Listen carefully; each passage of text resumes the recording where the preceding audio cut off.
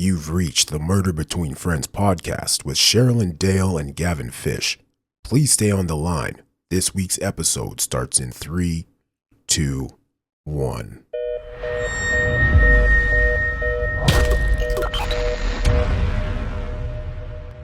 Well, thanks for being here, Jenny. Thank you, guys. I'm so glad. I know Gavin's been trying. It's Carrieri. Carrieri. It's so beautiful. Oh, beautiful. Thanks. My husband's Carrier with an I. So it's like airline carrier. When I try to spell it, everybody gets confused. Carrier with an I. So yeah, Carrieri. Carrier with an I. Carrieri. Okay, perfect. Now I know. I wrote it down not well either. He's Italian, you said, right? Yes. From near here. He's from Altoona, Pennsylvania, near kind of there. We were talking a little bit, Gavin. He's pretty close to where I am. Mm-hmm. Oh, cool. Yeah. I've never known anybody from Pennsylvania until Gavin. Oh my gosh. I feel like everybody, there's so many places in Pennsylvania. Like you ask somebody, it just seems like it just goes on and on. And where I'm not really a Pennsylvanian. Yeah, you weren't born and raised. Yeah. And yeah. Jenny, where were you born? You obviously you weren't in Pennsylvania, right? No. So my dad was in the Marines. So at that time, my parents were in Virginia. So my twin and Jody were born in Georgetown, and I guess you call it DC, Georgetown Hospital. Most of our life, we lived in Annapolis, where we were in Virginia, North Carolina, where it was military bases, and then we went to Annapolis. Was your dad in the JAG Corps? He was a lawyer, right? Yes. Yeah. Yes. He was a prosecutor. So he was the only child from Nashville. His mom was a teacher, and he was very, very smart. And, he got into really good schools, but he wanted to go to the Naval Academy, and his parents did not want him to go, but he said, I'm going. That's where he wanted to go. And then he ended up going to get his graduate degree at George Washington, and then went to Vanderbilt to get his law degree. So yeah, he did very well with all his schooling, and his mother actually was worried about him in law school, so she actually went to Vanderbilt with him, so she could help him if he needed help. Yeah, it was crazy stories. Yeah. Oh my gosh. Yeah, I know. Can you imagine? Let me just go get my law degree. So she just wanted to be there in case he needed help. He was the only child. When you have more than one, one gets lost, a couple get lost. So, but yeah, we would go down. Gosh. We would drive in the station wagon from Maryland to Tennessee every summer, and our vacation was in her garage school for a week. She was very just, oh my gosh, because she was a teacher, and it was just but unfortunately, Jody and I just didn't we crashed and burned. My oldest sister, so I have two older sisters. They were they did pretty well with, schooling. And my oldest sister got her PhD in Oxford. So she was over the top genius. And Jody and I were in rehab at the time. So it was this total crazy.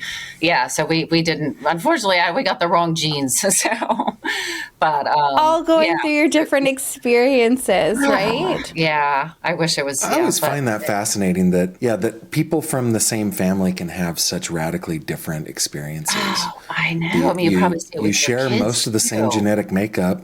You're raised by the same people, and I think that's really important also to point out, right? Because like you mentioned, you and Jody were in rehab at that point in your life. You've been open with your guys' struggle with substance abuse at a young age, in your teens, and how you were masking that from different traumas in your life. And I think it's so important for people to recognize that addiction has no bounds, no limits. It doesn't judge based on gender, social status, your parents, and I think that there's such a misconception to that. So I love hearing from, quote unquote, everyday all-American families and people who this gets a hold of, right? Because it's there incredible. Needs to be that normal conversation of this, breaking the stigma.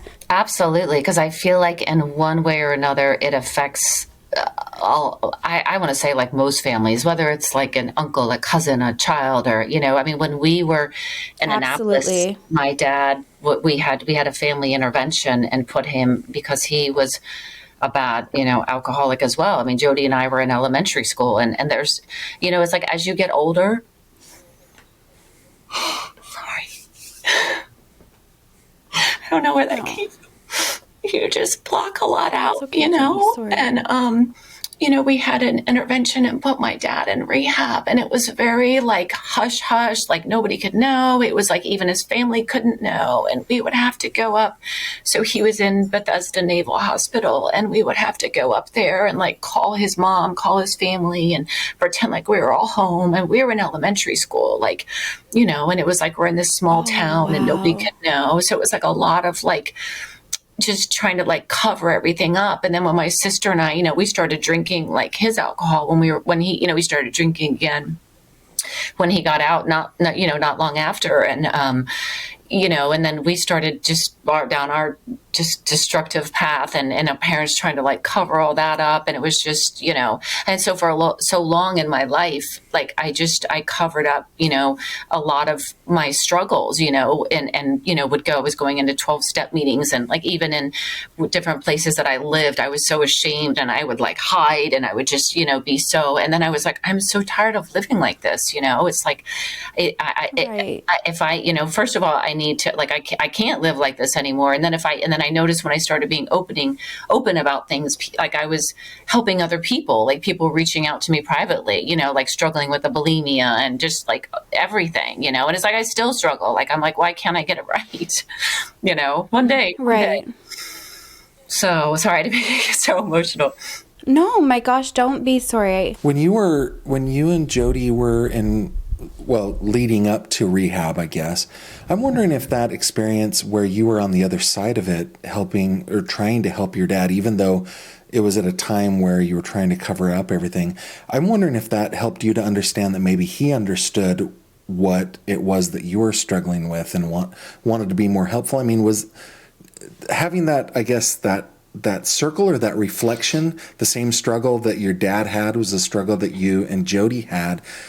Did that help at all as you were trying to, I guess, navigate through that? Help for him? I mean, I feel like it was so... Well, help for any of you.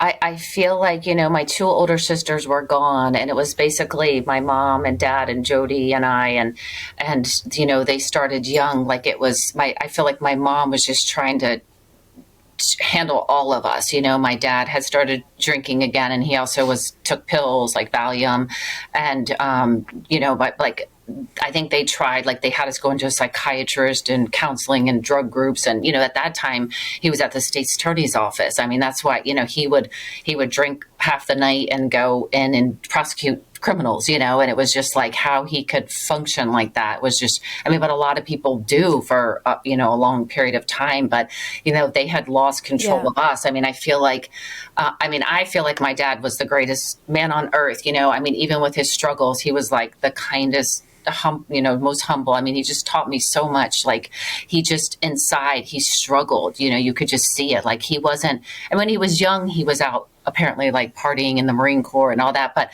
he would just go hide in his room and just drink all night. And it just separated my mom and dad. Like all I ever knew was they had separate bedrooms, and it was like my dad was trying, they had put us in this, we weren't Catholic, we didn't go to church.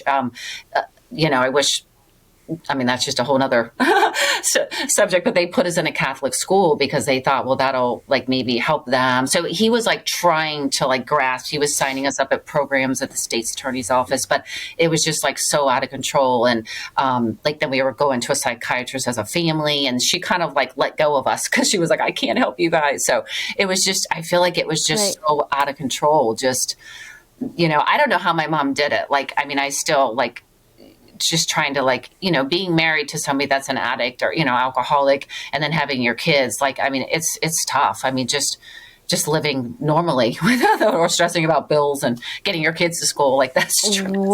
100%. Absolutely. Yeah. It's crazy when you kind of step back and see that from a different lens, right? As you get older, have your own family, and Did I answer? I don't know if I answered the question. So I feel like, I don't know. I feel like he was so down deep in his own struggles. It was like he was trying, but it was like he couldn't even help himself.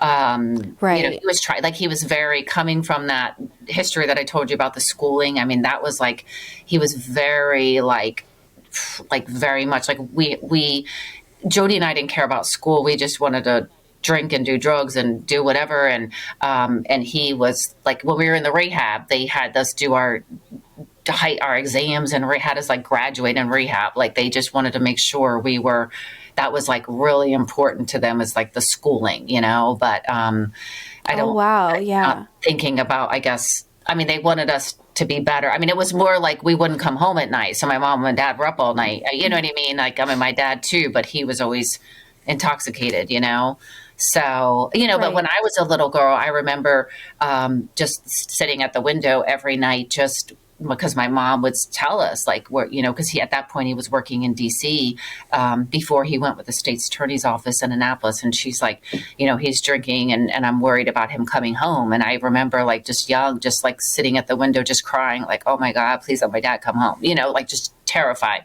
Oh my gosh. Yeah. Wow.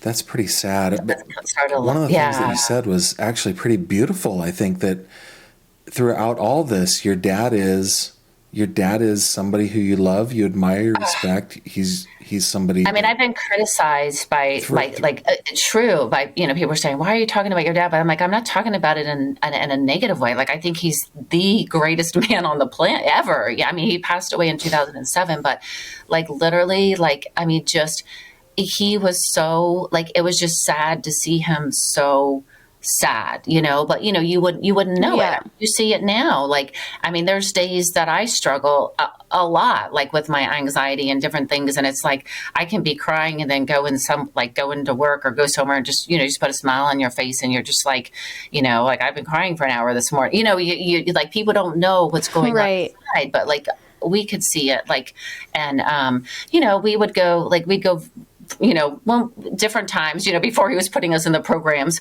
like to the state's attorney's office. Cause he was, we were the twins, we were identical, we were young, we were cute. My dad, come see us after, come in here. And so we'd go see him. And the first place he'd take us was like to the cafeteria to meet his friends that were working in the cafeteria. Like he was just so like, he just treated everybody like the same. And it was just, I don't know. It just taught me so much. Like, he just cared about everybody. I mean, the day of Jody's funeral, I remember him sitting on his couch and like reaching out to one of his coworkers for somebody was like ill in the family, like just sitting, like he just always was like out of himself thinking about, he just had this heart, and it was just so like, he just touched a lot of people's lives. Like, and just to see that he was just so so much turmoil inside was like, that's what he was like, covering up everything, Right. Which is usually what it is, right? Like you're masking something and trying to stay strong. Yeah. Again, kind of circles back to the. Yeah. And sometimes like, we don't know, like I wake up, I mean, I think a lot of,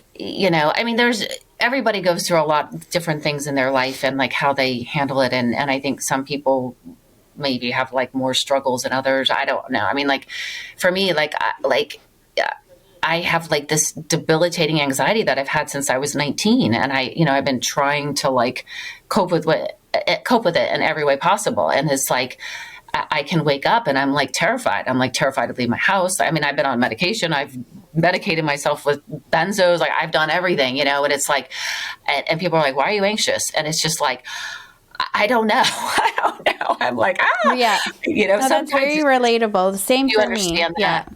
Yeah. And it absolutely. Yeah.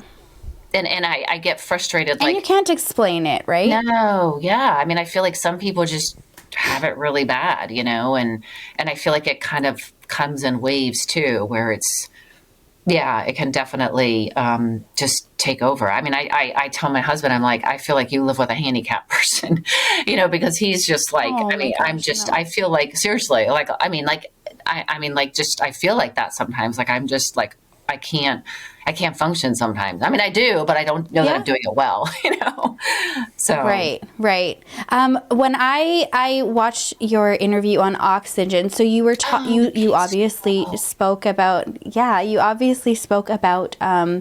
your experience with Jody at rehab and how is it true that you kind of took more to it? It did more for you, and then when you got out.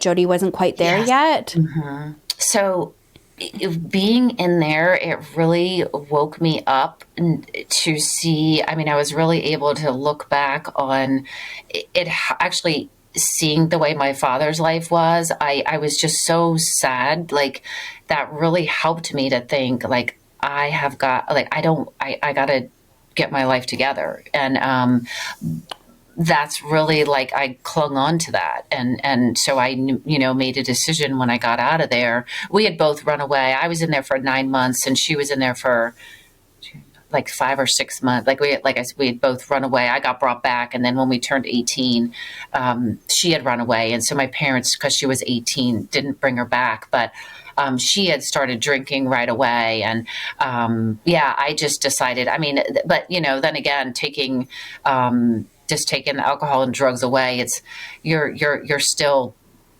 a sick person, so it took me a long time to understand that. And because then I started going to other things to try to like make it to better, mask, right? Like you're constantly like kind of putting band-aids over. Now, in terms of like timeline, how long was it from that experience at rehab until Jody's murder?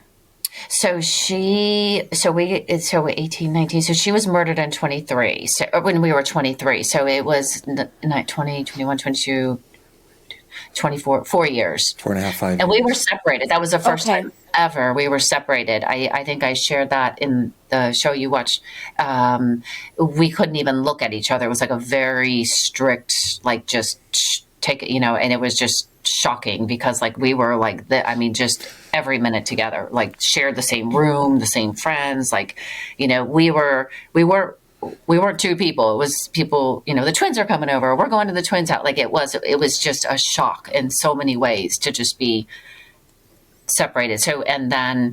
So for all those many months, purposefully separated from one another? They separated us. Yeah. I mean, is that something you decided to do? No. They ripped us apart. I mean, just took us apart from each other. Mm-hmm. Wow. Yeah. Oh my gosh. I can't even imagine. Yeah. Who did that? The treatment program. They considered, for whatever reason, they considered us druggy sisters, so we couldn't even be near each other. I don't know what a lot of stuff that they did was, as I got a lot of good, but there was also a lot of bizarre stuff there that, like when I left there, I was literally thought I was going to die because they're like, if you don't finish this 2-year program, you're going to die. You got to finish these phases. But it was just, it was very intense. It sounds so intense.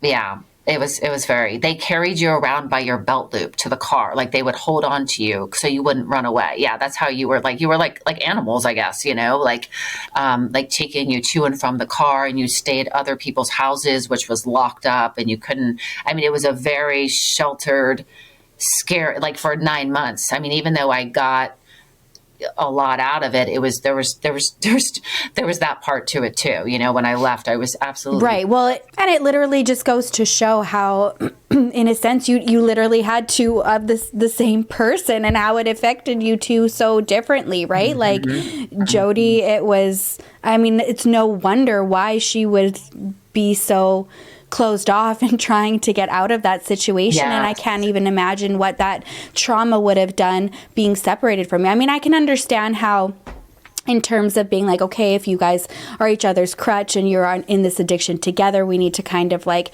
break that up a bit. But it's almost like you still need to have tools of being able to be together. You are twins. You are literally one and the same. And you need to learn how to get through that together, because when you leave, you're going to be back together, right? Like, so it's like you need to have this new life when you leave. That is just, wow. I'm kind of I can flabbergasted see that too. Right now. I'm thinking about Amanda and Danielle Winkowski, for example. These are, Amanda was a victim of a murder, and Danielle and Amanda were addicted to heroin, and they did a lot of stuff together in order to get, heroin. And so I can see why a treatment system would say, you guys need to be separated because you're only bringing each other down. I can totally see that. But at the same time, like what you just said, Sherilyn, you girls are are one unit, right? You're one cohesive unit, and being broken apart like that for the very first time, that had to be terrifying is what it had to be. And shocking, not knowing, my parents said, they put us in the car and they said, we're going to the best psychiatrist in DC. And then to find out you're in a 2-year treatment program. I mean, there were so many aspects of it that was just shocking, yeah, it was definitely. So they put you in the car under false pretenses, said, we're going to do this one thing, and then they dropped you off. And we had got brought home by the police. Then it was the night or 2 nights before. It was like 4 a.m. Like we had gotten picked up by the police, and my dad, with being the prosecutor in a small town, he knew the police officers, and so it was just like one thing after another. And somebody, they were just trying different things, and they were like, we gotta lock them up. We gotta put them somewhere. They need help, and so that was it was in Springfield, Virginia. So she ran away. It's interesting. We both ran away. Somehow we got. It's crazy. I'm not sure how she did it, if I even remember. But you're at these people's houses. I think it was me and a couple of girls that kind of got loose from the hand buckle. I don't know how. Somehow we ran away and we hitchhiked. We ended up in Ocean City, Maryland. And when I ran away, and then I found out later when Jody ran away, that's the same place she ended up too. So without speaking or anything, it was crazy that we ended up. Yeah. And then she eventually. Wow. Yeah. So we were in the same place, but I got brought back because I was still 17. And then my parents. Then she moved to Baltimore, and after she was in Ocean City for a while, and then went to Baltimore. Why I stayed there for. Okay, and so you stayed there. So you were living in separate places after all of the, was it for those 4 years? Were you guys more apart, or how did that play out? So what happened was she ended up going to Baltimore, and I think that was in October, and I stayed through February. I think it was through February, and my parents finally kidnapped me out of there. They were because it was a parent program, they were involved, and they would bring them up and have therapy groups, all that, and they kind of bailed out of that. And then they were just it's the way it is you can't, when you finally get to a certain phase, you can come to your family, but with other kids in the program, but you're not allowed to say you don't like the it's just you're not allowed to talk about anything. But finally, my parents and I had a conversation when I was there one night, and we were like, we got to get you out of here. And so I was at home, but in the meantime, I had started dating the staff member in the rehab. So, and my parents had heard of him and were like, he's a drug dealer. You got to get away from him. So my mom her family had retired. Her parents had retired in Wyoming at the time in 70s, 80s, late 70s, 80s. They had been there for a while, and her brother sadly had a brain tumor, and he was dying. He was in his he was 40, he was young. And so my parents were like, okay, we got to get her away from him. And my mom was going out to spend time with him in Wyoming. So we are driving, my dad and I are driving my mom to the airport. Meanwhile, Jody was in Baltimore, and they said, and this wasn't long after the program that I got out. And they said, we're taking you. We got to the airport, and they handed me a ticket and my bag. They had packed my bag. They're like, you're going to a dude ranch. We're getting you away from this guy. So they continued to separate. So I ended up in Wyoming. I mean, I just interjecting here for 1 second and circling back to why you probably have anxiety about leaving your house, Jenny, is very understandable. Okay, every time you left your house at these traumatic, you were going somewhere. You don't know where you're going. Okay, I never thought about it like that, but that's a good. Yeah, it was very upsetting. Very upsetting. And I feel I can't imagine. Yeah. So it was just getting thrown in this, but the How long did you spend out in Wyoming? Probably almost. So I guess that was probably March. I got out February, March, April. I got out there March, early April. The timeline. Probably about 9 months. So I stayed on this dude ranch. Well, wait a minute. it wasn't out there. Cause then I went to California after that. So that's what I was telling you about. I went to California. So probably about 5 or 6 months, like March, April, May, June, July, August, September, maybe like 5, 6 months. But it actually turned out to be an incredible experience. So I was a cabin girl, just waitressing, and and there was people from all, like kids from all over the world. And it's crazy. Like I worked with this kid from Great Britain, and I mean, I don't know why it's emotional. It was a really good experience for me. And, I was so lost, and I met these kids. They were incredible, and I did this CBS morning show. They interviewed about Jody's case, and I get this text. I mean, this is like from when I was like 19, that I met him, Edward from England, and he texted me and he said, I just saw you on CBS morning. Like I hadn't talked to him and like since Wyoming, and it was like, oh my gosh. So that was like a really like good place for me to be, but I was still so lost, without Jody. And so Jody had gotten like back into her drinking, and I was afraid. I was afraid that I couldn't handle it. So I said, I had cousins in California, and I said, look, I'm just going to stay out here a little bit longer. And, I mean, Jody and I still talk, we had the landlines, we still talked on the phone. We wrote notes, we were still like close, but, we had been separated, and I was just, I was so afraid of just going back to that. Like she was functioning, she was living with her boyfriend, Steve, but I thought, I don't know if I can do this. So I convinced my parents to let me go to California and live with my cousin. So then I started to go, go to school and work out there. But I failed miserably at everything out there. But meanwhile, I was like, kind of like crashing and burning out there. But I wasn't drinking. Like I had started taking like pills for my anxiety. I started going to all these doctors, and I had met this guy when I got out there.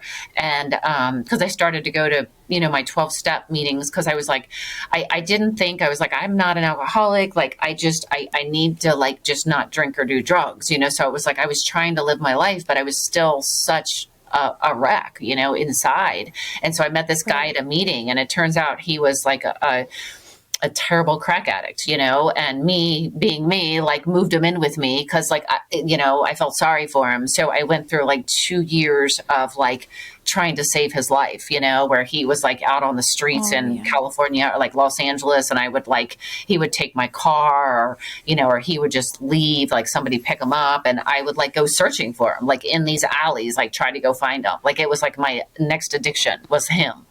And it was very like terrible, like I can't even, like, that's like when I started waking up with these like devastating panic attacks. Like I was like, and started like medicating myself again. But like that whole period was just terrible. And, and I would come home, and it got to the point where like I came home to visit, like I was racking myself up in debt too. It was just like, I was out of control. Like I was just fly home to see Jody, and spend time with her. And I was able, like I wasn't drinking, like I was able to do it. Like I was with her, and then I was like trying to help her, so it was like, I became this person like, and so and my parents, they won't admit to this, but like, because they like to deny, but like they were so fed up with like everything I was doing. Like they didn't even want to see me. Like they were like at that moment, because it was like, I'm living with this crack addict. I dropped out of my classes. I was just, it was just terrible. Like I was in all this debt, and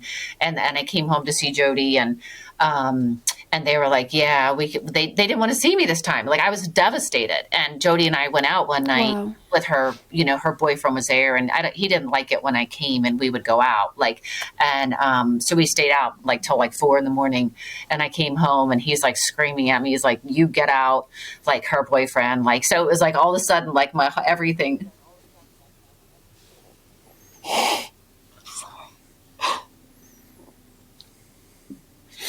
My heart. I'm sorry. Don't say sorry, Jenny. You don't need to apologize. No, this is tough stuff. I went back to California, and I was literally like out of my mind.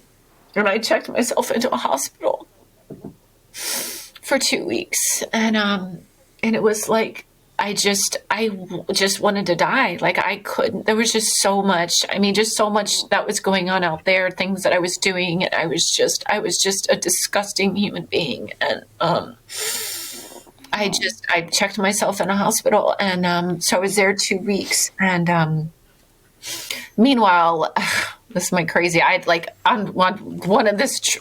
I think it was on the trip out there to see Jody. I had gotten away from the crack addict. I mean, the family had like tried to like keep me because they thought I was going to be the only one that was going to save him. And I finally got away, and I was living with girls. We were living in Huntington Beach. I had moved around a lot. And so I'd met this guy on the plane that I was sitting next to. So he was my next victim or whatever, not victim. I was his next victim. Oh my God. Yes, other way around.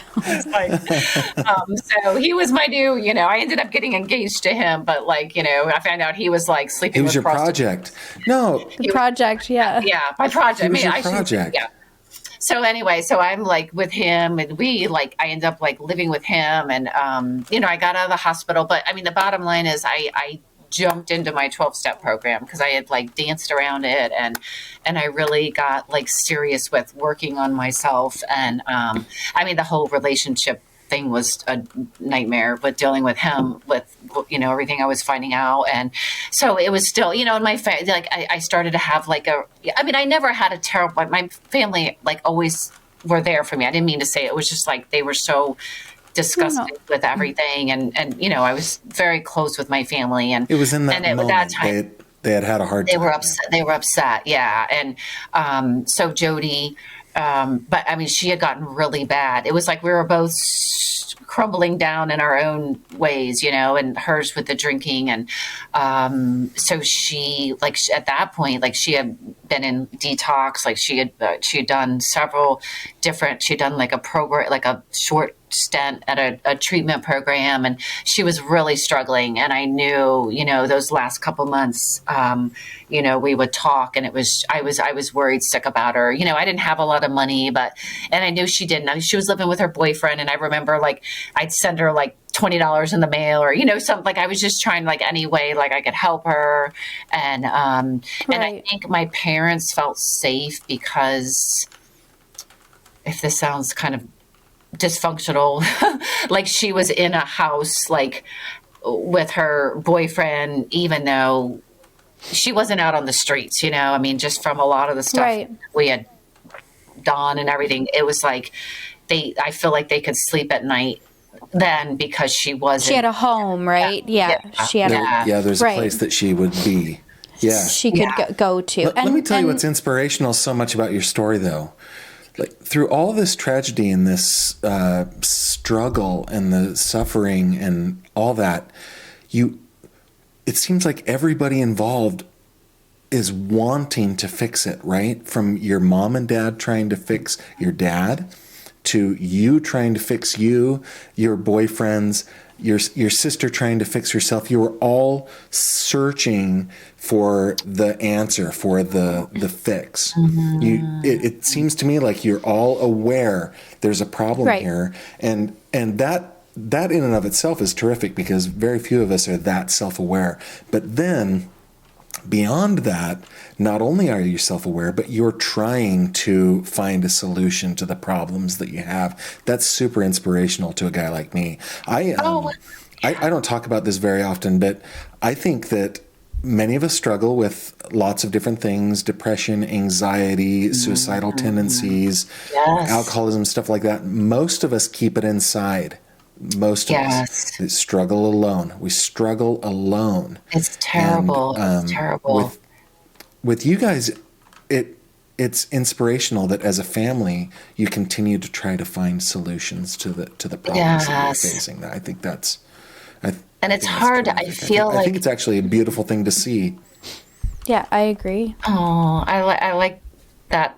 I was just thinking as you're talking, I'm like, this is like a therapy session. I was like, that's very interesting. I've never heard that before about like, I mean, that's very, like I've never looked at it like that or heard it like that. But were you, when, oh, sorry. No, go ahead, Jenny. I was just going to say, I feel like it's hard because it's hard to share about. I feel like some people take it like I have somebody, I'll say it out loud, that, is always like, well, just snap out of it, be grateful. Like, and it's like, I feel like, I wake up on a daily basis and I'm overwhelmed with gratitude. Like I always say, I'm the luckiest girl in the world, but it's like, it's hard when you see so much suffering, but it's like, when you say like you're suffering, but it's not like I'm just suffering inside, like that inside, like I can't turn it off. Like I feel like it's like you're talking about the anxiety and the depression and the thoughts. And it's just, I feel like sometimes it's hard for people that don't experience it to understand it, like, oh, just be grateful. Like, that's hard because. Well, and there are those people, but I also think there's, I also think there are a lot of people who do empathize because they do feel it, but they don't ever say it out loud. Mm-hmm. Yeah. That's what I think. I'm not discounting what you're saying. There are people that are like, hey, snap out of it. You've got to be able to, just put it away. There are those people. What you're saying is absolutely accurate. But I also think that there is probably a silent majority who have ideated, or they've self-harmed, or, they've done all sorts of things and don't say it ever out loud. Right. Yes. Yeah. Well, and there's also, you have a huge additional component to all of this trauma and struggles of trying to like drop, like we've kind of touched on the addiction and traumas of like getting kind of blindsided and doing things and fixing people. But now this makes a lot of sense actually to me about how you are tenacious, like you don't give up, you're on a mission, you've got to focus, and you do not have an answer to something that would eat at me every single moment of my life. What happened to your sister? Like your sister is no longer here. It's so much easier said than done to be like, oh, just be grateful you have a great life. And how do you appreciate those things to the fullest extent when you're feeling like you're in the trenches all the time, trying to get answers, to something that needs to give you peace? Yes, definitely. And I think that, like, for our viewers and listeners' sake, let me, if I can, Jody was shot to death in a parking lot, like in the early morning hours around, in Maryland, in Baltimore, right? Around Baltimore. Yes, yes. On my parents' wedding anniversary. Yeah. On your parents' wedding anniversary. Yeah. Oh my gosh. I was on their wedding anniversary. There's nobody knows who did it, and it's not the worst part of it, but to pile on to this injury that had happened to your sister, who died senselessly being shot in the back, sitting in her car. It seems like the authorities are extremely secretive about everything. You've fought with them for years now, just trying to find answers. Definitely. Since, I couldn't function for a couple years. I literally talk about like anxiety. I could not be sitting in a room by myself for a couple of years. Like I was literally a basket case. And I said, my parents always had separate bedrooms. Like I slept with my mother for a couple of years. Like I came home from California and I was just beyond like just basket case, if I could say. But yeah, so it was my father, being the prosecutor in Anne Arundel County who like was like what I had told you about. He was such a gentleman. Like he was the one that was dealing with them. He never would have questioned them. He never would have thought anything bad. So he was the one that handled them. And it was, and then he got sick with non-Hodgkin's lymphoma. So then our focus became on him. He and I used to go to our 12-step meetings together. So it was a really, really, really amazing thing that we were both sober and,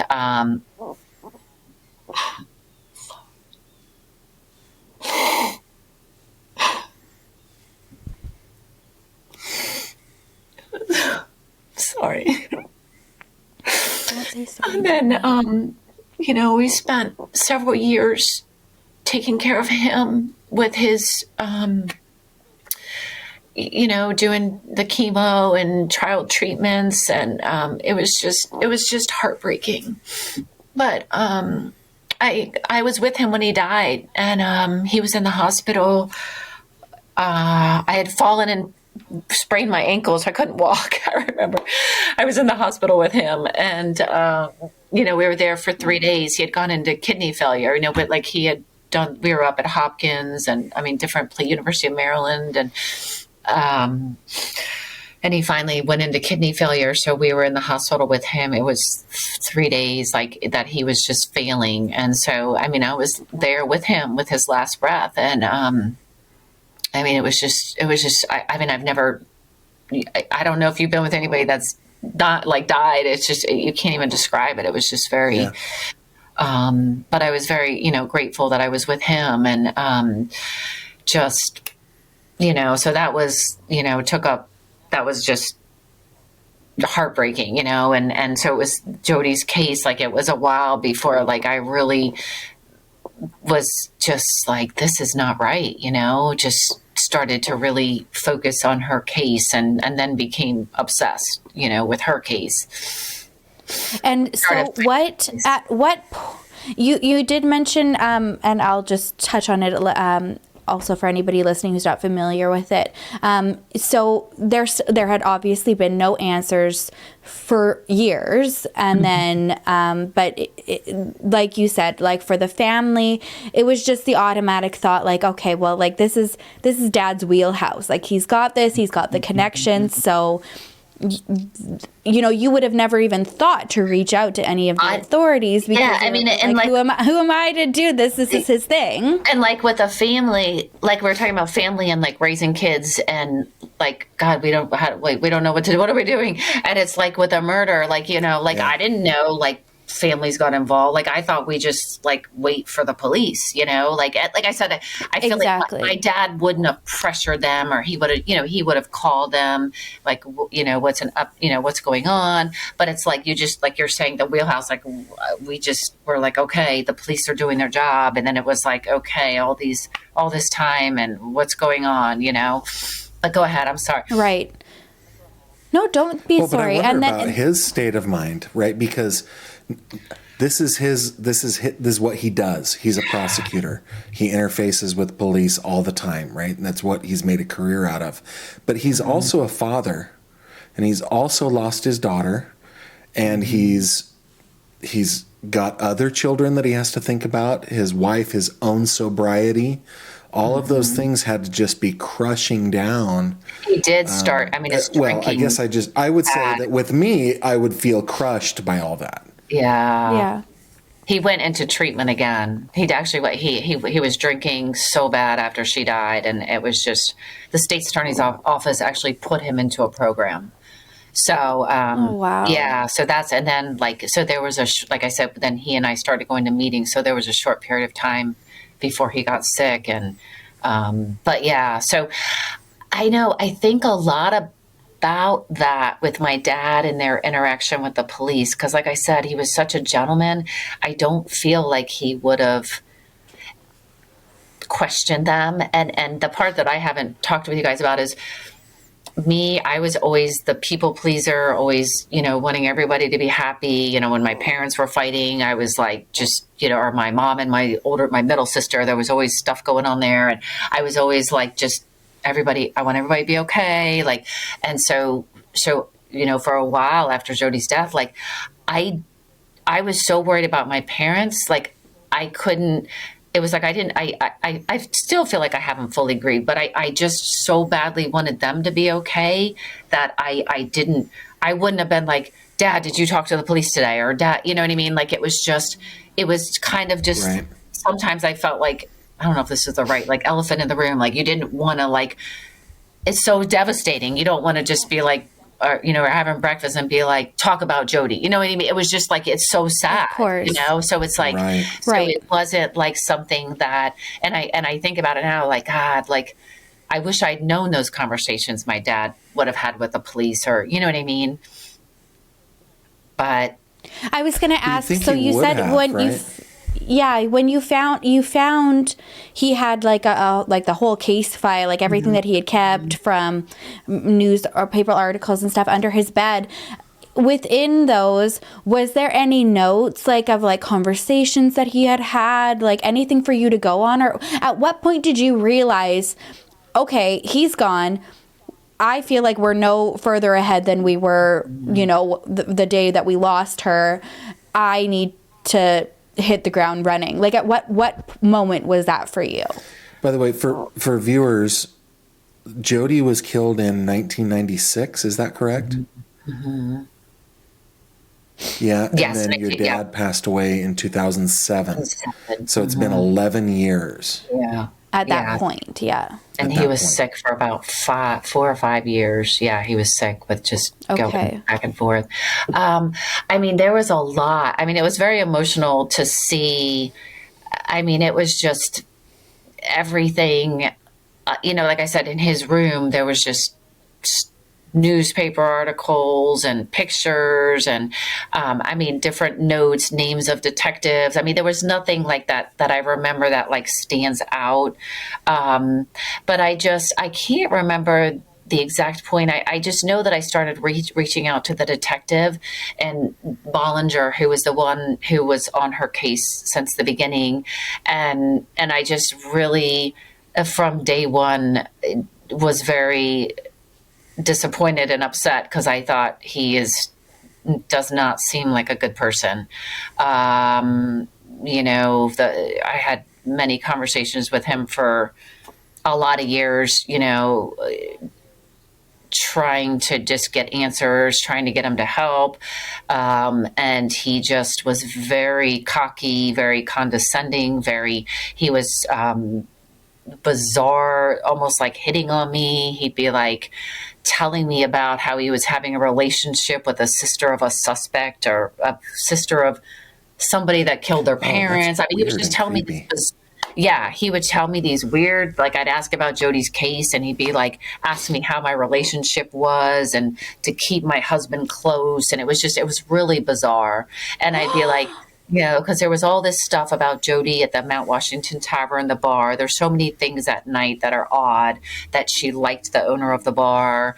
And I'd say, do you think something was going on with the two of them? And his response would be like, oh, I'm sure he would have had you both. And just really like, yeah, like he was very gross, like, and just very inappropriate. Like, yeah. My gosh. Well, this this again makes even more sense as to why, and why you have this distrust. And I love your attitude when it comes to it. I think Kate asked you, what did she say? The investigators want you to know that, that they're, she said something about the case and their investigation, and you said what investigation? Because it was just and half the time he was always on vacation. Like this detective, he was always on vacation. He was going to like Disneyland or I don't know where he was, but he was such. I mean, I try. The older I get, the longer I live, I get more irritated by people. I'm trying to work on that. But I mean, that's so relatable. I know. I was like, I'm just living in my own lane because I'm like, and I think part of it's hormones as I get older. But he just, very relatable. Nothing, what's that? The hormones. It's very relatable. The older we get, like there's like 5 people on the fingers. I know. Yes. You're one of them now. You're one of my good ones. You're on my team. Exactly. You're added. Yeah, you and Gavin, close. 2 of them are in here right now. I feel connected. But there was nothing redeeming about him whatsoever. And just, I mean, he contradicted and, we'd say I was doing one of the first times I was going up to Baltimore for an interview with one of the stations. He said he was going to be there. He didn't show up. And, there was just so much stuff about, asking questions and he didn't know what was going on, or he'd say something, then he'd contradict himself. And then I'd say, there was a couple suspects. Did you talk to this guy, Randy, who was a suspect? I don't recall if I did, but in a previous conversation, everything that's done on this case, he said somebody else talked to him. I'm the only one that does anything on this case. Like, it was just so much runaround. Like, it just, none of it made sense. Like, and the fact that he was so rude too, and his bosses too. Like, we had a meeting one time and his boss, we were talking about the number one suspect who they say is on the case is actually, he was on I'm on the eastern shore of Maryland. He was lower than me, like an hour and a half away, like apparently like down there for a while. But then so they have suspects, or they did. There were suspects. Yes. Yeah. Okay. Wow. Yeah. They definitely were, but I'll tell you about that. So apparently they moved him up to Jessup closer so he could be with his family. Cause don't get me started how they treat criminals. Let's let this killer, be near his family. I get very resentful. Right. So, but he was down there. I'm sorry. I'm slow and not following. So this suspect was incarcerated. He was like in prison or something like that. Yeah. So he was stabbed another woman years ago. Or, I'm trying to think of how many years ago. I don't remember the time frame, but it was well after Jody died. They caught him. He had tried to kill a stripper, and so he was caught. They found him and he was locked up. And so it turns out that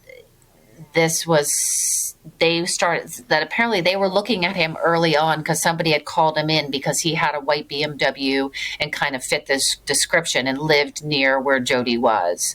So, but they had they had the make and the model of the car. They had the description of him. I mean, I feel like just on the car alone, like they didn't even put that. They had a picture of the car. They didn't even put that out till 20 years later. Like the picture of his this car. So there were so many things that they did.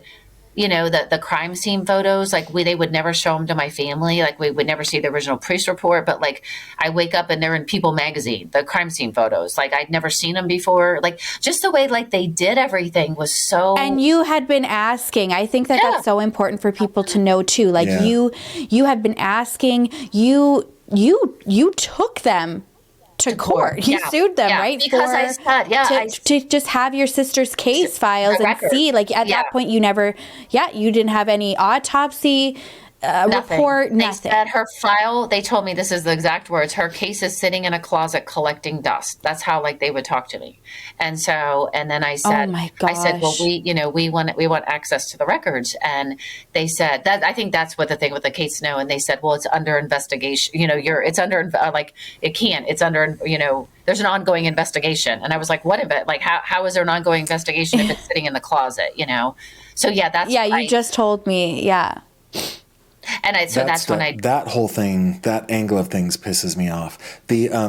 I've become somewhat of an expert on public records laws, just in what I've been doing, Gavin's my guy for this. I'm all about this, right? And here's the thing. The police, there are exemptions to public records laws that are specific to law enforcement, and it usually has to do with the case being open and jeopardizing the case. That's the exemption.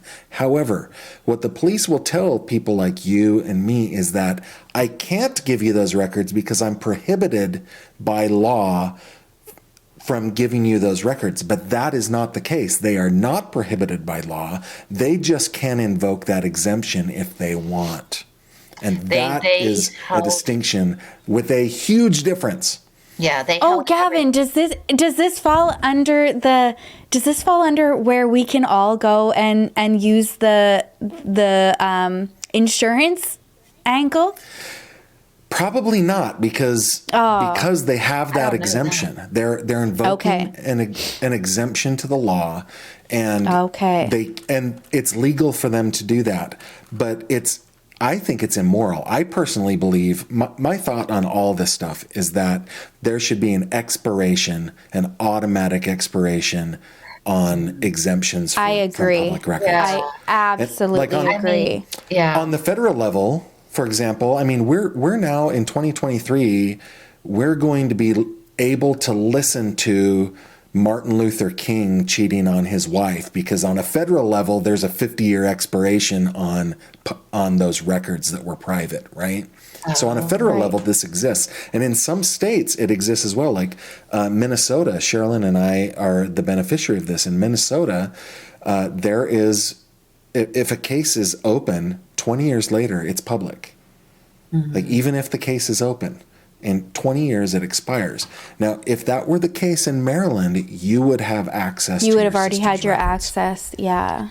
I mean, It's been 27 years. You would have. They don't. I mean, it's been just fighting so hard. I mean, so many reporters, people would say it's like they don't want to solve her case. They don't, like, why don't they want to put the information out, like, to help? Why don't they want to put these videos? You know, there's 4 videos. They say they can enhance them, or, you know, there's fingerprints. There's so much evidence on her case. I mean, not specifically that information, but like the picture of the car, or like it's like they've held everything back so long, like and then, you know, like people that have nothing to hide nothing, is what I always, you know, say. And it's like I feel like, don't you want the public to help you? I mean, it seems like with some of these cases, they're putting 100%. Yeah, like you're and I've gone all the way up to the governor's office, had the lawsuit. I mean, the lawsuit, their first response was like a 90-page whatever. I don't even know the legal term, motion to quash or squash. I don't know. It was 90 pages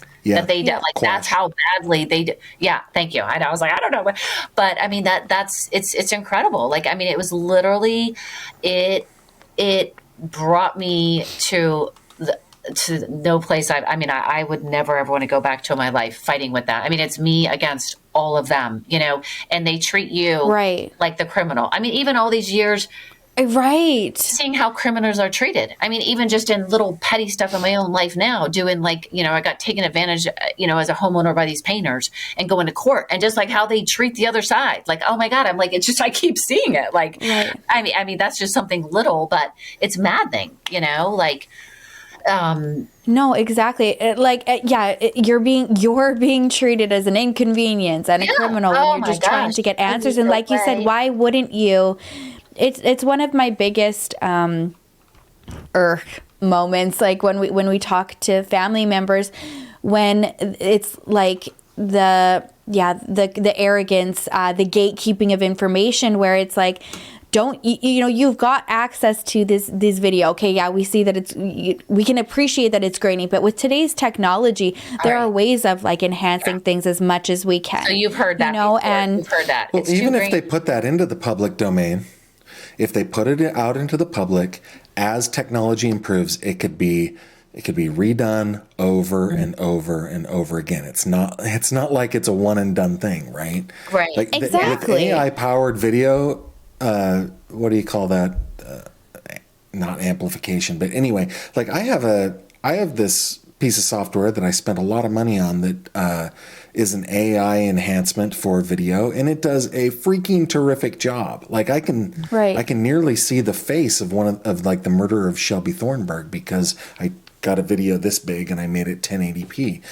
Wow. But in 5 years, it may be better. I can take the original video and do it again. I don't know why. I just don't know why. That's what boggles my mind. It makes no sense. And I would throw stuff out there. And so, yeah, what would you throw out there? I was just going to say, I feel like, you know, they can find Osama bin Laden on you know, like they can do all this crazy stuff, but they can't, like, enhance a video. Like, I don't know. I mean, I don't even know if that, but it's 100. No, you doesn't make any sense. You're validated in feeling that. It doesn't make any sense at all. And my husband reads this, like, Law and Crime or whatever. He's like, look, they found a bone, like one bone, and they solved this murder. And I'm like, and like, then I get mad. I mean, I'm happy for them, but it's like, there's fingerprints, there's witnesses, there's 6 witnesses, there's description, suspect, the vehicle, there's videos, like it just doesn't add up, you know. And then you have this police force and the governor's office, Baltimore County, the whole thing, like. So it just, nothing about it is looks good. What have they told you? Yeah, from you. No, it doesn't look good. And what have they told you about the fingerprints against the suspect that they had in prison. They say they've run them.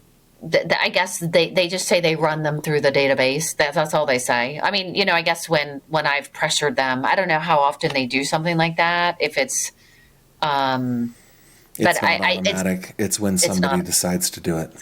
Yeah. It's not automatic. Same thing with like CODIS, the DNA database. It's not automatic. It's when somebody says, "Oh, hey, remember that girl that was murdered in 1996? Maybe we should run it again." That's when it happens. I mean, we even had, so she died. It's crazy. So she died on the line. So there's Baltimore City, Baltimore County. So where she was shot, she ended up driving because she was shot, but she still lived for a few minutes and drove. And the suspect, I don't know if you knew the way the whole thing happened. The suspect, so he shot her at one parking lot. He came up to her car. There was a conversation. Followed her. Yeah, followed her, which was just a very bizarre way that this all happened, and sat at the top of this parking lot while she circled it. And there was witnesses there, like saw all this, and reached in when she hit a curb. And I think that's when she died, because they found her like slumped over the wheel, at the steering wheel. And so he reached in over her car, like over her, to put her car in park. They said they saw that, like, turn the headlights off, I think it was, to put her car in park, and took stuff out of her car. So it was like, with hearing like a gunshot, seeing that, like, I don't know, it was just so, just for something like that to happen with the witnesses around, it's bizarre. Like, you think if it was like a robbery, he would have just gone up to her in the first parking lot, give me your purse and get out of there, you know? Right. It's just the way it was long and drawn out. But I forgot what my whole point was to all that. I think you asked me a question. I actually had a question about, did she go from within the city did she cross the line when she went from one side of the parking lot to the other? She was in the county, so the county ended up taking the case. And that was my point, is compared to the city and the county has so much less crime than the city. So it's like they had all hands on. Like, I mean, it's not like the city where there's tons of murders, even at that time, even now. Like, it's just the city was so much worse. But I even had the chief of police of Baltimore City, with all their crime, murders, write me a letter to my home and says, my department stands by to help you in your sister's case in any way. Because I did something for the Baltimore Sun newspaper, and like they did an article for Jody, and they blew him off. It apparently caused outrage, like that he offered to try to help. Like, they offered to try to enhance the videos. Wow. They offered to try to, like, assistant. Yeah, I mean, it's like unhuman, I think. So at the end of the video with Kate, sorry, I don't want to lose this thought. Just going off that, when you were speaking with Kate, they said that now they are allowing other investigators to help. It sounds like they're letting, like, the VDOC Society look at it. That's what it sounds like to me. Oh, so they're not letting the city help? No, they did. I mean, they said they would, but I couldn't know anything about it. I couldn't know who the person was. Like, I mean, everything. Right. I don't know that I believe anything that comes out of their mouths. I mean, they say one thing. I've seen them say stuff on TV about her case that was inaccurate. You know, so it's hard to know what they say and what they do, if that matches up. You know what I mean? I mean, 100%. Yeah. So it's like, who knows? I mean, they said they were going to have somebody look at it from the city, but I wasn't allowed to talk to them or, know anything about it. Oh my gosh.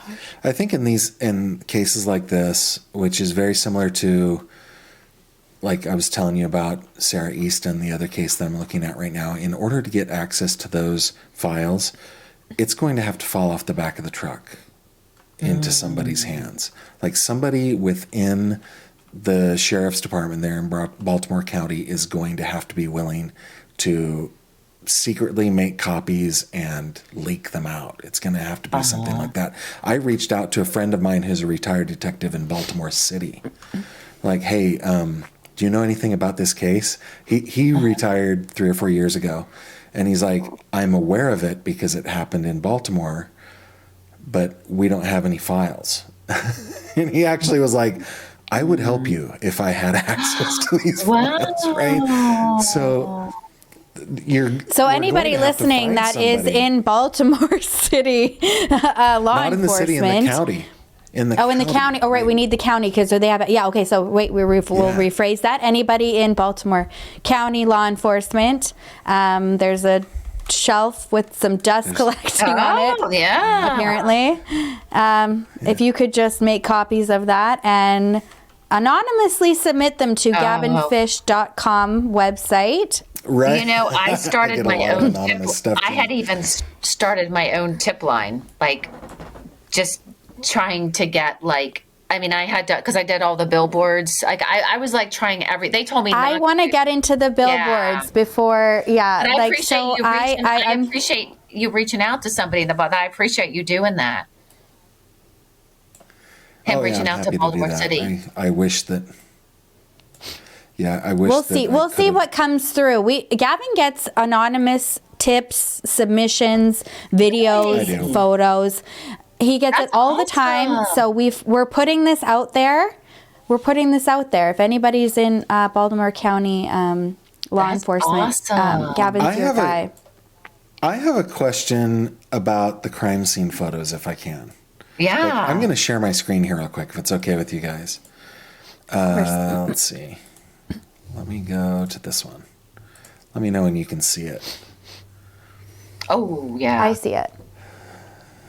Okay, so I found the highest resolution photos I could find of these. Literally are crime scene photos that were never given to you. They were published in the media. People, yeah. Right? So this is actually an enhancement of a very low resolution photo that I found. Wow. Okay, I have a question about this. And it comes in this photo right here. There are 2 bullet holes. There's a wire coming out on see how you can see 4 lines or 5 lines? You're seeing shadows, but you can see 2 wires going through, coming out of 2 different holes. So you say that's 2? But I've only ever been that to me looks like 2 bullet holes. I've only ever heard that there's 1. In fact, in this photo, there's only 1 entrance, but I wonder if there's one underneath that card. Like there's another photo shown with a card underneath the other shot. But if we go here, look, there are 2 wires. There's one white line that's above another one that's kind of going more downward. So, and then there are see my finger, multiple shadows. Wow, would you see that, Right. Sterling? Yeah, I do. Yeah, I see, and I see the shadows are almost more deceiving, right? Because they look almost like they are actually what. Right. Right. So it's the fainter but the black lines. lines are shadows. It's the fainter kind of white tan. I'm completely colorblind, so I can't tell you what it No. is. Yeah, you're right. Yeah. So you're saying Wow. there's 2 white dots. I'm saying that looks like a forensic scientist put a wire in to show 2 different bullet trajectories from 2 different holes. Wow. That's what I think. That's incredible. Okay. I should add the caveat. I'm completely untrained. I have no idea. No, but I mean, you're But that's probably what it looks like to me. better than them. So that's interesting. What would make you think? What would you think about that? Like why? How there could be 2 and then Well, what I can't find is the bullet hole anywhere, like because they don't give you like the entrance. Like on this photograph, there's no damage to the back window, and I actually feel like the bullet I don't think. Wait, see that? I don't think I ever saw that one before. That second one you just showed. Which one? This The one one with the here? back of In the her snow. car. Yeah, so I don't see an entrance anywhere, but I can't tell if That the back one. window is I never covered in saw snow that or if one. it's shattered. No, that's snow. They say that it was that she was shot through the back window, like the side window, the passenger back window. Yeah, but I'm not seeing a hole, and the trajectory of those two wires doesn't make it out that back window. No, on the driver's side. Yeah, see, like there, this looks like this is all shattered out. You can see like a little bit of glass shatter on the bottom center there, I think. Oh, I see. No, that to me looked like snow in the sill, not glass. I can't tell. But you know what? If they would release the actual photos, then more people like you and I, like the three of us, could take a look at this and try to understand it a little bit better. I know. I it's very, oh my gosh. What would make the two, why would there be two holes in the front though? How would you guys make that out? Two bullets. But then That's how what come I think. not one in the back? That means two bullets went in her? Well, I think two bullets went in the back. Yeah. And by the way, as a person I am an amateur shooter, I'm not like a super practiced shooter, but that's a close grouping. Like most untrained shooters can't group two bullets like that. Wow. What's the theory though? Like that they were closer? Like what's the theory? Or they're a good shooter. They're a practiced shooter. There's been a lot of theories. There was like a hit on her too. Okay. What? Here, I'll stop the sharing, but I will send you these photos, okay, Jenny? Yes. You That can is have them. interesting. But literally, I took tiny little photos, very low resolution, and enhanced them using a piece of software using AI. Where did you get the one with the back of her car? The second, did you see that one, Charlotte? I looked and looked and looked. I don't think I've ever seen that one. The back of her car. I don't think I ever saw that one. Let me go back to it here real quick. So you're talking about this one? No, the other one. No. I don't think I ever saw that one. Unless I'm losing my mind, which that's crazy. So where was that parked? Yeah. Because they said like if that was where they found the car, she was up against a curb. Like that's not even up against a curb, right? Yeah, it looks to me like it's been, well, there's a curb behind it. And maybe they pushed it out. I don't know. Oh, okay. Huh. That's the thing about these things. And Sherilyn, we've been talking about the Julia Davis case and that strangeness of the clothes hanging up on the guardrail of the highway. But there's no record, like anybody could have done that, right? So without us having records of what they did, and likely before a crime scene investigator got here, a couple of uniformed cops probably pushed it out so they could get easy access to it. You just don't know what may have happened to put the car in that position. Well, one of the witnesses... Did the killer put it in reverse and did it move out? There's no... Oh... One of the witnesses that reached out to me years later, just sweet man. He was one of the truck drivers at that Boston market. And he said the police were very odd. He said he just thought the whole thing, the way they acted, very odd. I mean, and he said, he just had always thought about me over the years. And, he had tried to reach out to the department. I guess he didn't know how to get a hold of me. Then he saw something. This was a lot of years ago, but he said he'd reach out and they wouldn't call him back. He just said their behavior was very strange. Yeah. So what is the theory there? Like when you say there's been speculation of a hit, like what was the motive behind this? What is the theory about the murder and then all of these years now, like what essentially is, I don't want to say a cover up, but it's like this lack of interest of solving it. And you're like, why wouldn't you want to? So what is the theory behind that? There's been a lot of theories from the beginning.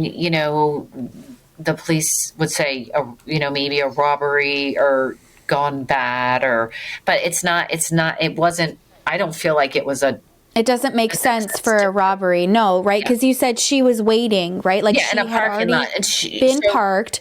And this was very out of character, right? Yes. Like she did not go out alone. Yeah. She was very terrified. fearful. This was like the middle of the night. Right. She and her boyfriend had gotten into a fight. So there was a lot of strange things. Okay. Yeah. That night. Okay. So everything was not right. I mean, they got into a fight. She loved to go to this Mount Washington Tavern. She was kind of obsessed with this owner that was a married guy there.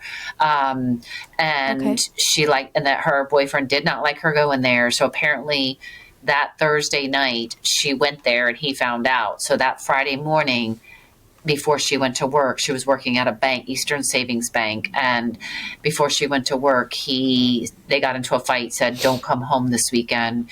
Maybe go see your parents, but just don't come back here. And so, because she went to that bar, but he was asleep that night, Friday night, that she went out. And so she had lots of people that loved her, lots of friends. She wouldn't have just driven out into the night with no plan. You know what I mean? She went to work and then she went to the tavern and she stayed there until close. So that from there on, she was asked to drive the janitor home, which, she would literally give you her shirt off her back, but like just to drive somebody home, as a female and late at night, she ended up driving him home, which he had some sort of like mental something going on. Like he didn't talk a lot. He was I'm not really sure, but I said, so that was like just out of character. It was snowing that night. She wouldn't have driven in the snow. She definitely wouldn't have gone to sit in a dark. I mean, would you like as a female or maybe even a male nowadays, like just go sit in a dark parking lot? And she had this bag phone in her car that my parents had gotten for her to have in her car. And she had made several phone calls, one being back to the bar. Different stories I've heard that she was looking for the owner, that she was looking for a party, that she was looking for drugs. There was no drugs in her system from what I've heard right. from the police. Yeah. No drugs in her system. From the autopsy. Yeah, you've only heard, you've never seen. Yeah. Right. And I don't rule out, people are like, don't talk about the drugs or the alcohol. You don't want to make everything look bad. And I'm like, it is what it is. Like, I can't change it. I can't, I'm not going to lie about it. But I'm not saying that wouldn't be a theory, but there was no, like if they said no drugs in her system, and there was apparently so much drugs in the bar. Like if you asked, you could get it behind the bar. Like she wouldn't just go to some. So it's random not like she'd have to go out to a drug dealer to get drugs. Right. Yeah, And wait in this bar. Yeah. She used to tell us she was afraid she was going to get shot. She would tell us she was afraid she was going to be shot. Yeah. So wow. Yeah. Mm-hmm. So I don't know. There's also some talk about one of the detoxes that she was in, some people that she had met. I mean, there's so many different parts to it. Her boyfriend in a fight, this owner. She had called back, like I said, called back to the bar, and then they only told me about 2 of the phone calls. She had moved this girl in with her for a short period of time that she had waitressed with. And this girl she had struggled. So Jody wanted to help her, moved her in. And then she since moved in with her boyfriend, who was an African-American. And so Jody called them that night and never talked to the roommate, but talked to the boyfriend. And that was one of the things, it's just super odd. I had never met him, but I'm like, this is one of the last, if not the last. The shooter was African-American, right? Yeah, the last person she talked to. And right away, Detective Bollinger says, oh, well, he didn't drive. But 20 years later, I find out, after pressing them after doing all my own investigation, I think you should re-interview this guy, Greg, again, this guy who was a known drug dealer. And they go back and talk to him. That was part of my lawsuit, dropping my lawsuit. I wanted them to re-interview her boyfriend, do all this stuff, go back and talk to Greg. They find out that he was with his friend that night, 20 years later. They always say, oh, he didn't drive. They just dropped it. But he was, so there's so many things that were missed, whether they were missed on purpose. I don't know. I mean, it's just. Do we know if that friend drove a BMW? Were you able to ever find a connection to a BMW? I don't know because, like I said, it's very little that they'll tell me, but I did That know they'll tell you, right? Yeah. And then they had this big, yeah, go ahead. I'm sorry. I start babbling. No, you don't start babbling at all. No, go ahead, please. I was saying, so then fortunately I would get a little like just angry and just blast out on social media. And just cause it's literally me against them and just feeling, it ripped me apart. It ripped my family apart. I even, at one point, my lawyer and I were at odds with the lawsuit. We paid thousands of dollars to him trying to get the records. It destroyed me, like fighting them. And so one time, I think I'm going up for this meeting for an update on the case. And after my lawsuit, I couldn't even just talk to any detective or anything. There had to be like a lawyer involved, like just to find out about my twin sister's murder. It was ridiculous.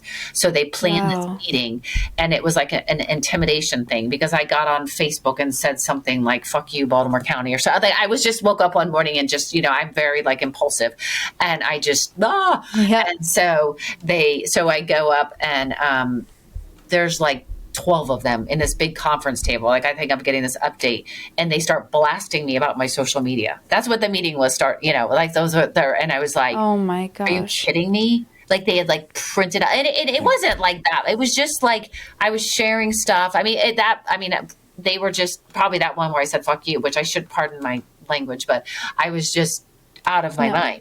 I was literally, of course. Yeah. And so I'm like, really? You can only take so much. And it's just like, you're bringing me into the principal's office, really? Because I want is answers to my sister's murder, right? Yeah. Like focus on, get your act together. Yeah, we're taking precious time out of it sitting on the shelf collecting dust for this principal meeting. Right. So I'm so curious about the billboards and how they came to be. So Three Billboards in what's the title? The title of the movie? Three. The Three Billboards. I think it's Three Billboards Outside of Ebbing, Missouri? Is it? Oh my God, I forgot. Missouri. I know it. Yeah. I know it. Yeah. Okay. Yes. Yeah. So I'm sure everybody knows where we're going, like the movie, and then it was like an Oscar winner, right? I'm pretty sure. I'm pretty sure it like swept the Oscars. Actually, here I'm getting it right now. Three Billboards Outside of Ebbing, Missouri. Oh yeah. Okay, we're good with that. Okay, so that movie. You had already been deep in your own investigation at this point, fighting for records and stuff like that. Did you just see this movie in the middle of that and was like, wow, this is what I'm going to do now, and I'm going to get my billboards for my sister? Actually, it was my husband who said it. Unbelievable. And this, and her case literally broke apart our marriage, but it was kind of in our downward spiral. Like we were watching the movie and he suggested, he was, like I said, he was always supportive of her case. And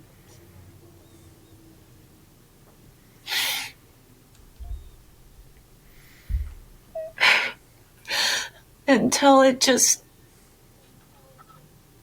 like I said, it just tore me up. Like it just broke me like terribly. And he was the one that said, you should put a billboard. And I remember in one of the meetings talking to the detectives, and I said, they were talking about this number one suspect that I said that they've transferred was near me, like an hour and a half away. And I said, the detective was, he's always like, because apparently I think he did. He failed a lie detector test, and I would be like, well, when are you going to go talk to him again? And he'd be like, for years, I'm going to go talk to him. I could use a good crab cake. I want to go down to the Eastern Shore and I'll go talk to him, like talk to me like that. Yeah. And I said, well, what a barf moment. I was that, just, that was the type of conversations. And I said, I was just out of doing everything out of desperation. I was like, well, bring me with you, like bring me.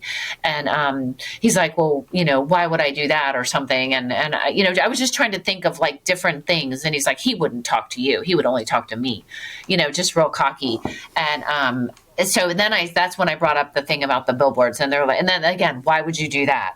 But it literally got a lot of attention on her case. I mean, it just widespread. I mean, all over the world, really. I mean, so many people.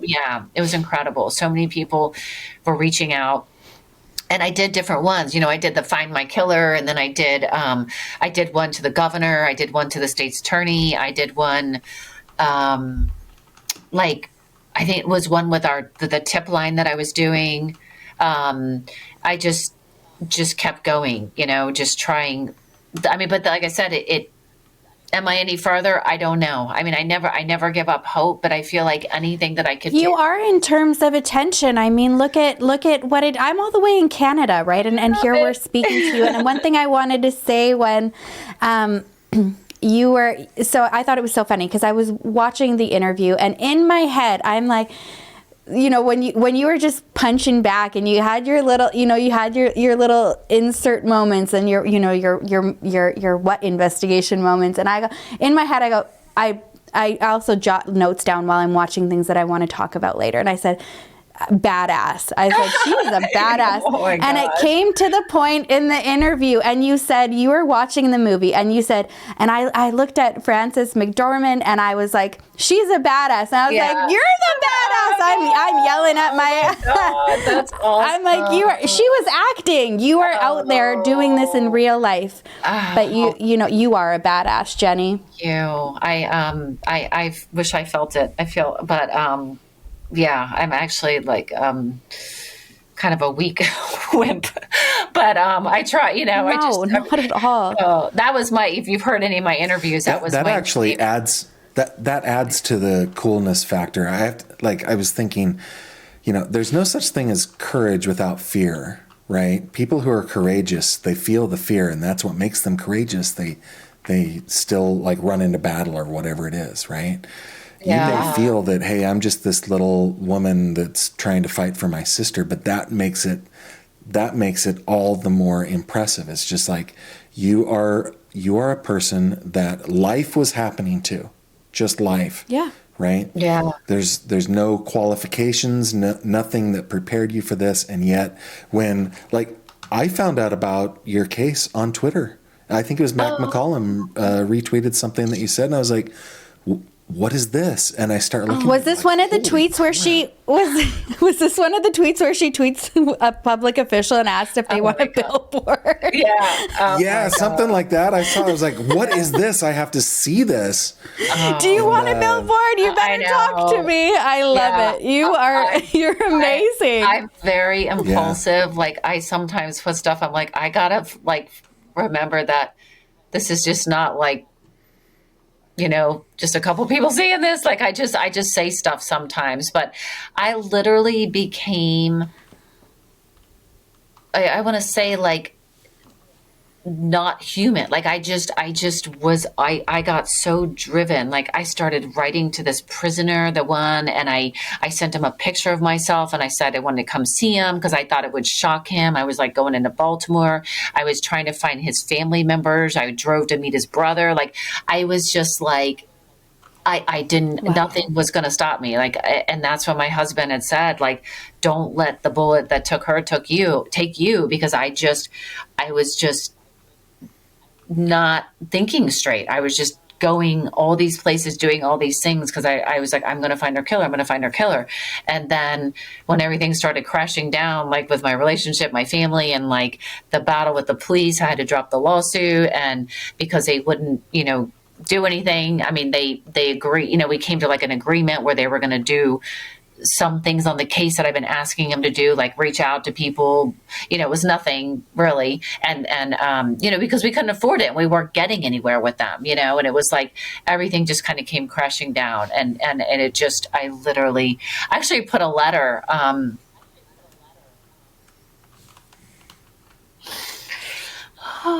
never,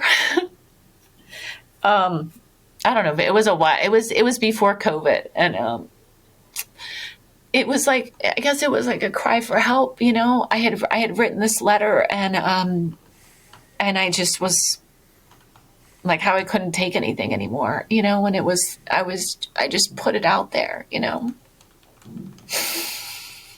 and oh my gosh. yeah, it was bad, and I was driving down. I was like, I didn't want to live and I didn't want to die. Like, I had my kids, like I just couldn't, I didn't want to live, you know. It was basically like, you know, and I was driving down this 2-lane road and I was like, God, somebody please hit me. Please hit me. Like, I can't take any more. Like, everything was just oh my gosh. done. You know, I had just like been defeated with her case. Like, my husband and I left my husband. Like, it was a really, really horrible time, really bad time, you know. Then my husband was trying to put me, like, he had like an intervention, like got my friends together. And this was like before I left, before I'd left, like they were trying to put me in a hospital, like, cause they were like, you need help. But I wouldn't go. Instead, I left him. And this is what, makes my blood boil and breaks my heart in so many of these situations, is because look, this is, you never asked for this to happen to you. Mm-hmm. And for you simply wanting answers that you deserve, this has consumed your life.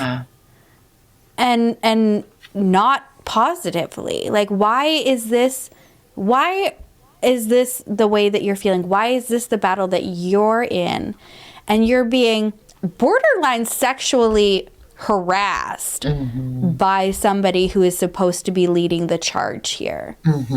It's just, it's repulsive. Like, and it makes me even more upset that you've gone through this in your life. I hope everything is okay personally with you. My husband and I got that just divorced. It breaks my heart. Yeah, and then we got remarried. I don't know if Gavin knew that. I saw that on Twitter. That made me happy.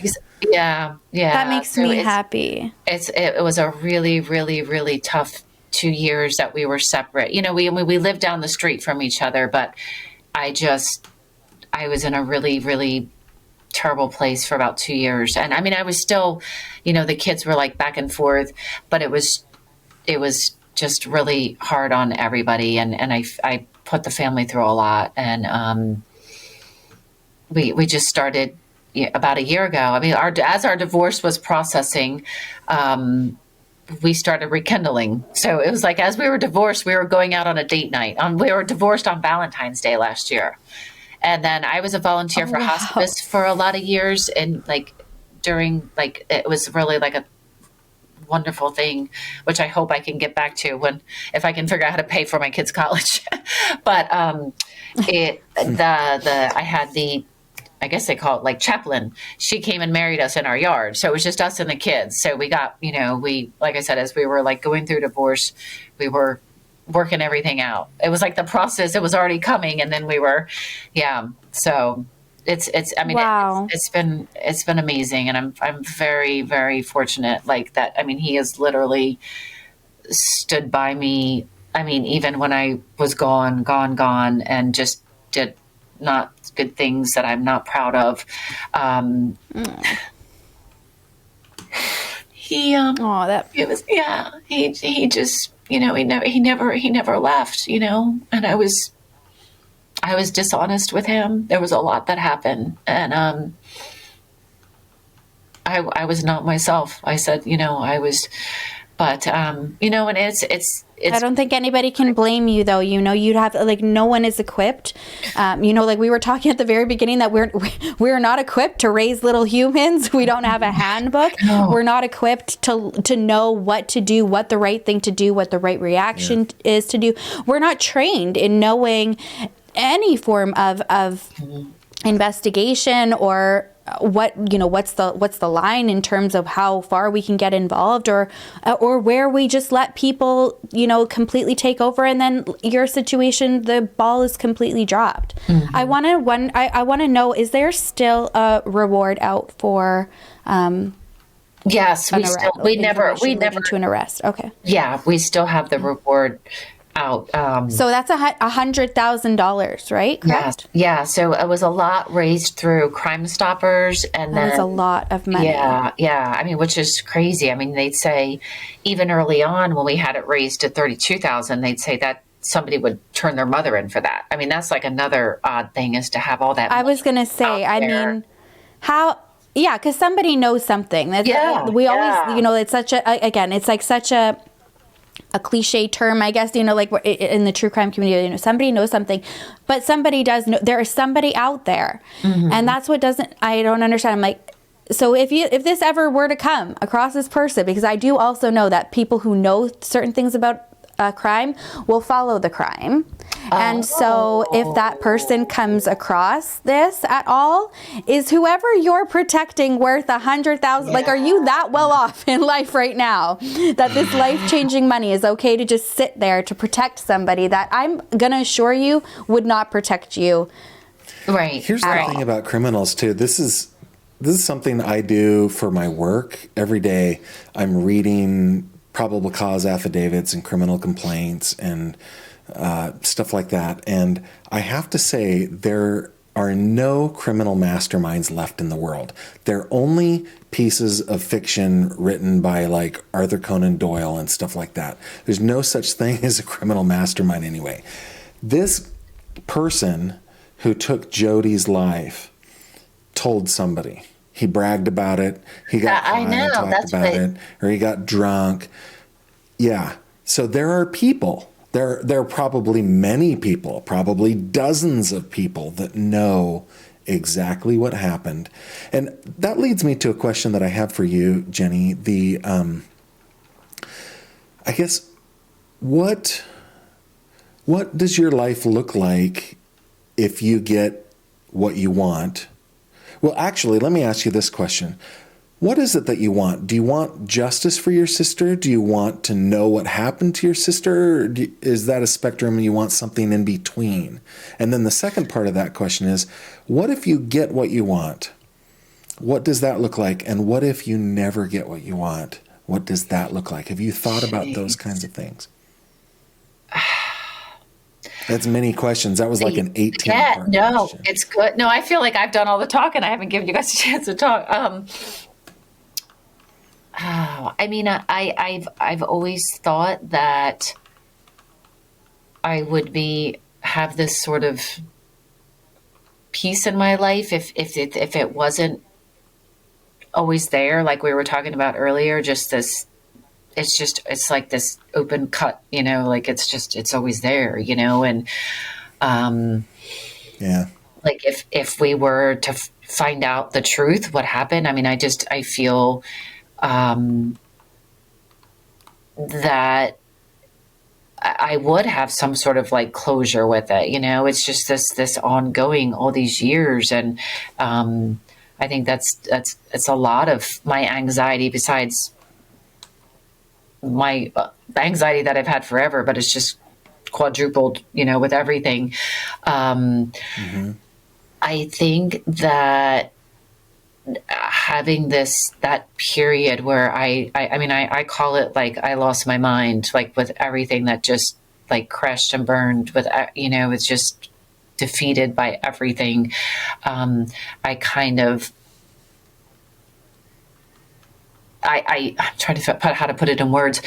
I feel like I had put everything aside, like my family, I was still playing the role, like going through the motions as mom and wife and everything, but it was like all I could think about was Jody and her case. And I feel like that those 2 years, like, just getting myself back together, that I mean, the most important thing to me is my husband and my family, my husband and my kids, my mom. So I feel like even all that I went through, that is my number one now. And before it wasn't. And I feel really, I don't know why I'm crying so much. I feel really bad about it, that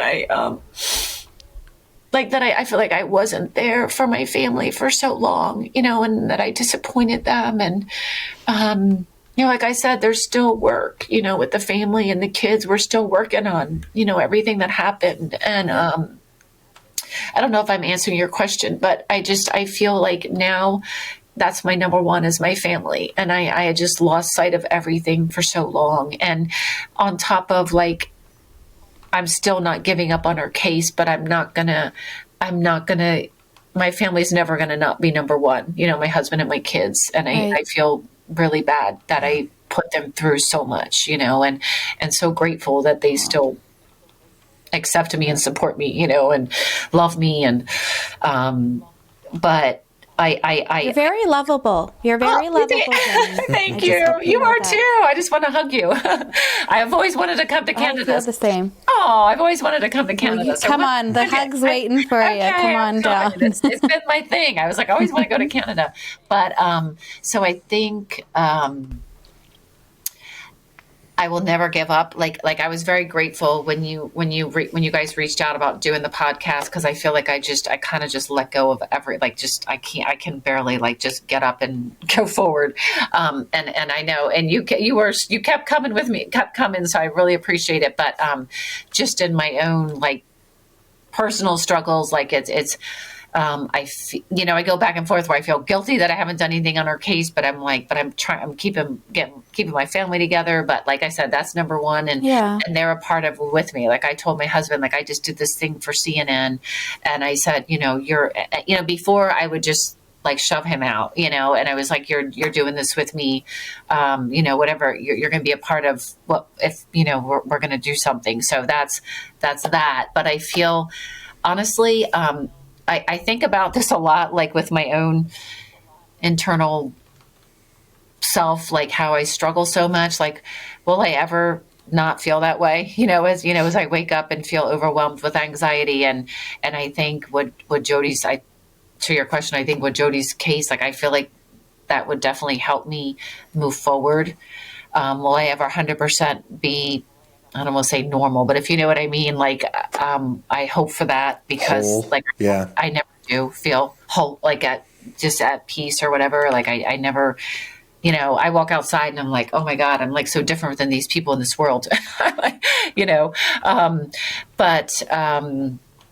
And, when I go back and forth, when they've talked to my husband about what would you do? If you were the killer, my husband's like, well, we'd put a bullet right through his head. He's Italian, and I'm very, I don't know. It's I like to live my life that I'm this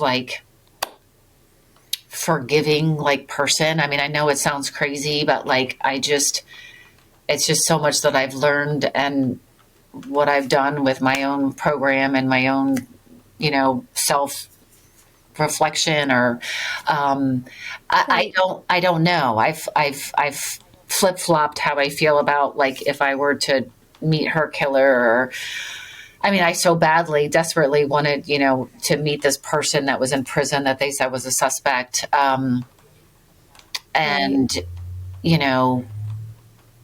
I don't know that I have an answer. Am I making any sense? No, yeah, absolutely. I'm sorry that you have to, that those are things that are realities that you have to think about, right? There's so many of us that don't, thank goodness, right, have to ever worry about that. But unfortunately, there's so many out there that do, that want the answers to those questions. Sherilyn and I, we encounter them frequently, and we know about them. It's really tough. It's a rough row to hoe, You guys are so compassionate. I wondered what you thought. Thanks. I wondered what you thought, what Jody would be like, what she would do if the roles were reversed, if you were the one sitting in that car. in Baltimore back in 1996, what would Jody have done? I feel like she would have done the same. I really do. I feel like she definitely would have done the same. Anything and everything. Absolutely. Yeah.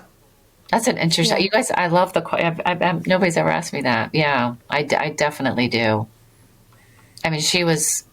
I mean, I remember I told you. Her heart. I mean, she had so many struggles as well.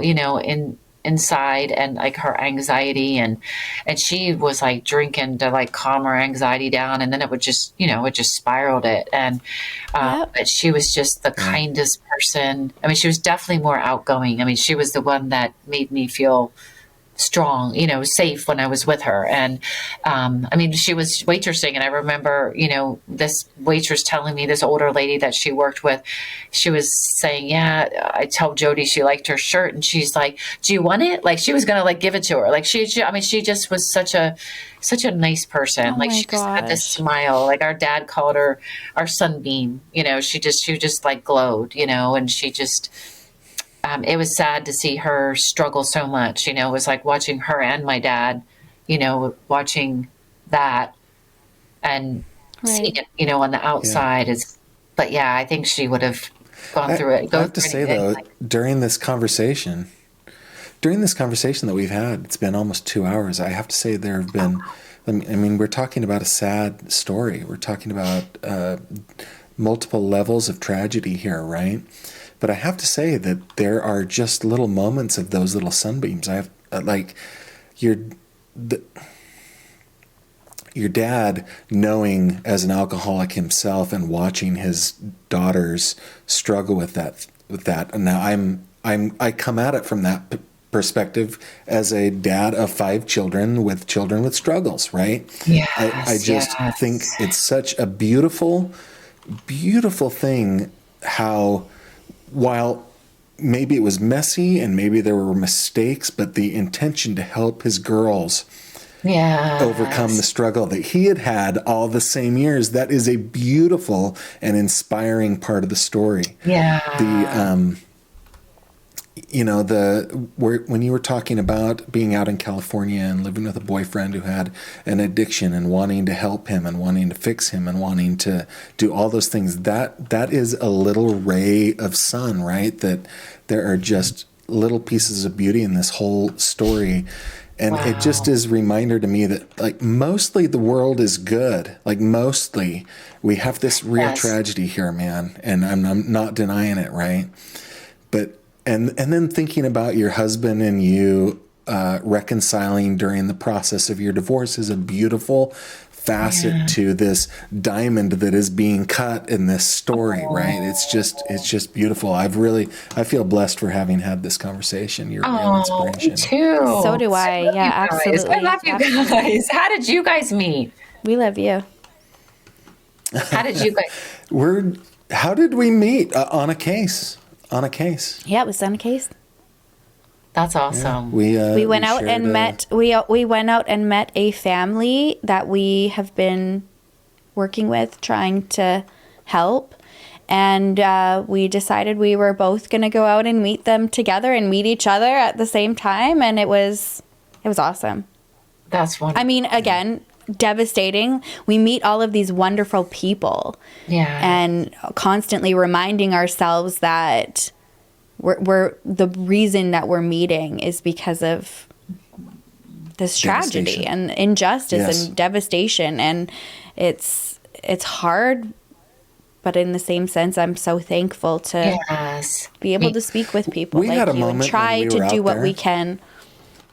When we were out visiting that family, and I want to respect their privacy, but there was this moment where we were in their living room. It was late at night. We had spent a long day together, and we were just hashing things through.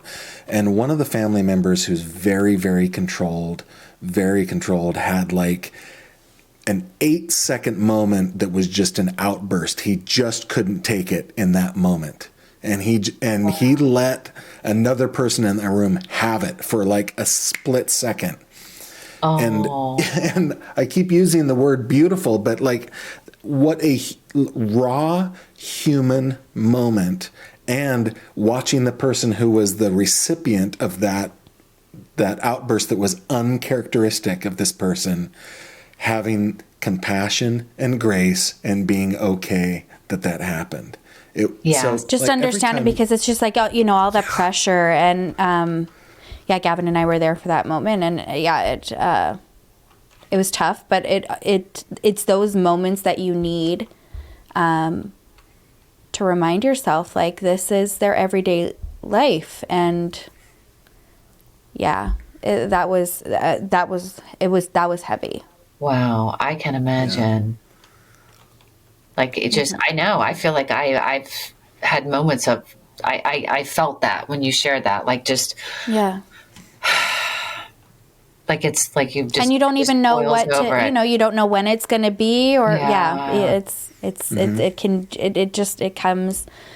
And it's okay to have. Like, I just hope you know that those are okay. I feel, so many times I've wanted to reach through the screen of this interview, and that's why I don't like doing this remote. I wish that Gavin and I lived closer, had a studio, were able to fly you guys out here, because I've wanted to come and hold your hands and hug you, because you are so wonderful, and I hope that you don't. I hope you're not too hard on yourself. Like, you are amazing. I honestly think, having not even known Jody, if I were Jody, I would be so proud of you and honored to have you as my sister, and have you fighting this hard. And it's okay to take these moments and step back and focus on you and your family. And I'm so glad that you're doing that. Mm-hmm. And all you can do is just is keep her memory alive. Mm-hmm. Don't stop sharing, but don't, like your husband said, don't let the bullet that killed her. Mm-hmm. Don't. That was very. And we'll do everything that we can. Oh, you guys are wonderful. Oh my gosh. So if I can turn my attention to viewers and listeners, listen, go to my website if you know anything. If you have anything that you think you know about this website, you can anonymously give it to us. We don't track IP addresses. We don't do anything like that. You can just give it to us, and we will get it over to Jenny. Just, there are people out there that know, and there are people that have access to some things, and hopefully we can. And I think that's where we leave it, because I think that's so important. Yeah, I think that's where we leave it, so that everybody is on that message of the importance of, like we said, somebody knows something, and guess what? $100,000 is that's life changing, man. Seriously, gosh, I know. A send off? Yeah. I don't know. See ya. You guys are really great. You cheered me up. I woke up in a bad space, and I was very grateful, but I just woke up feeling that. We're grateful. Thank you so much for being here. You're amazing. Oh, you guys are too. Yeah, thanks for watching, everybody. Thanks for listening, and we'll see you on the next one.